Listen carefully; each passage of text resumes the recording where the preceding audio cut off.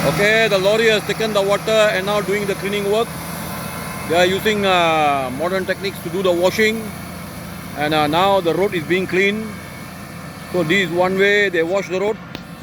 So the road is being washed at this time with the flood water. This lorry has been donated by some good people to do the cleaning. Sri Maha Kallukori Kaliamman Temple, Mentakab, Pahang, 25th of December 2021.